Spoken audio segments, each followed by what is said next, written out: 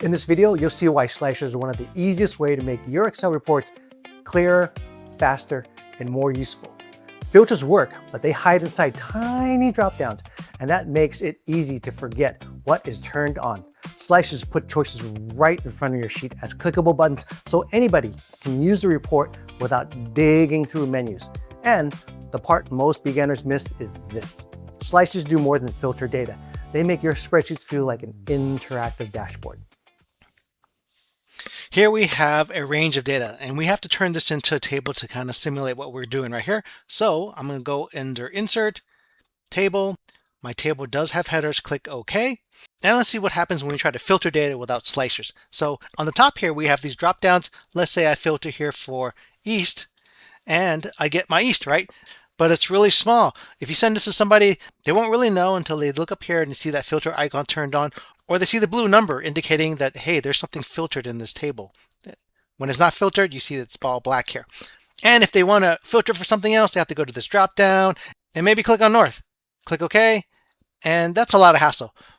Slicers make it much easier. Let me clear this filter. My table selected.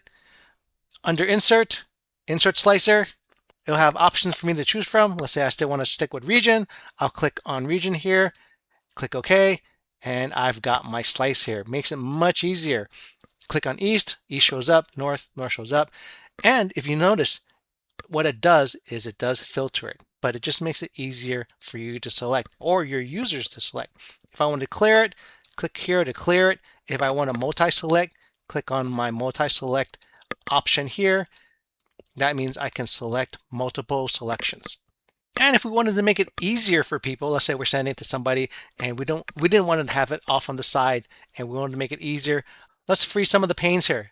Let me select a couple rows here. Maybe I'll select 7 rows, right click, insert.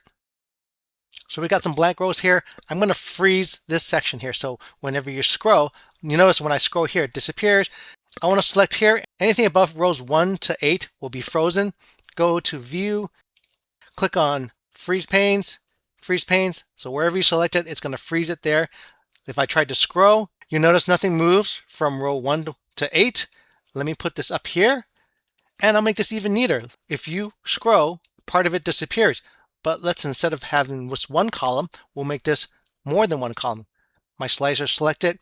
I have my context menu here. Notice, one thing to notice, like when you select on some objects here and you select out of it, that context menu disappears. Let me select back into it. So that's a feature in Excel. Go to Slicer and click there. And my columns, I'm going to have 4 columns. So basically, I've got these 4 columns. Let's make this a little smaller. And if I select on South, let's say I try South and scroll, that stays there. And everything else stays there. So that's just another way to add interactivity to make it a little easier to manage your data, especially if you're giving this to somebody else and you want them to go ahead and do some interactivity selections from it. Now that's with a table. How about with a pivot table? Let's try it with a pivot table.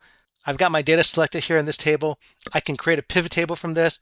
Go to Insert, Pivot Table, select Table Arrange. It's already selected it. You notice that it's called a Table 2. This whole table is called Table 2. Excel automatically adds a name when you create a table. It's going to be a new worksheet. Click OK. Let's pull some data in here. Let's put order date. And you notice when I put order date, Excel aggregates some things. It gives me a order date months, days. The original order date is month, day, year with the slashes, right? What Excel did was, let's make it easier. Let's aggregate it by group. Maybe we'll aggregate it by days. If you didn't need those, you can just move them out. You can just move them out if you didn't need them. But I'm going to keep them here for now, and I'll move them later. I want to put region here. I'm going to put region here.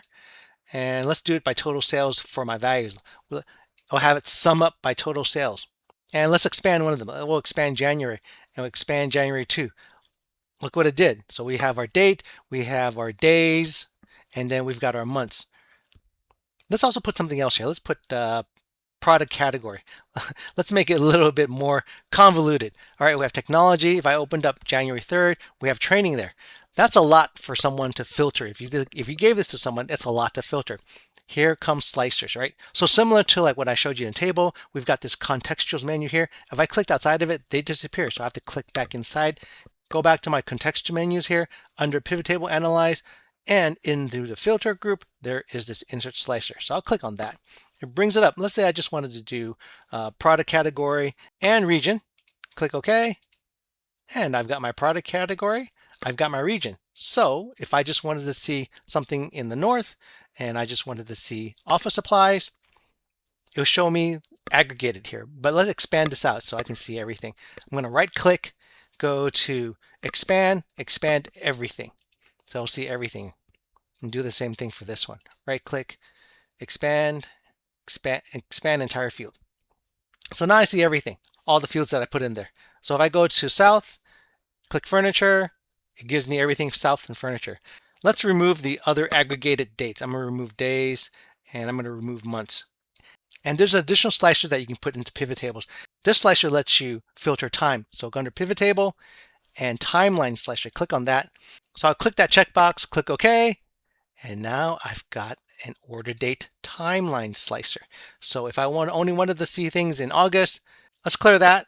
And let's clear that so we can see a lot more. There's nothing in August. Oh, let's see. Was there something in March? Yeah, there was a lot of stuff in March. And let's say I only wanted to see things in the north and I wanted to see software.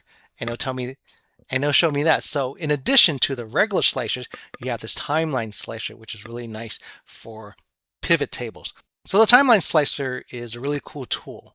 You might have noticed that when we were in the table here, there was also a timeline slicer icon. But if you click here, it's going to ask you to select a connection or put it in the data model. And that's probably beyond the scope of this particular video. It's probably better that you use the pivot table timeline slicer for this. If you made it this far, you already care about making Excel easier for most people to use, not harder. So if you want more Excel tips to make your work look cleaner and more professional, subscribe to the channel.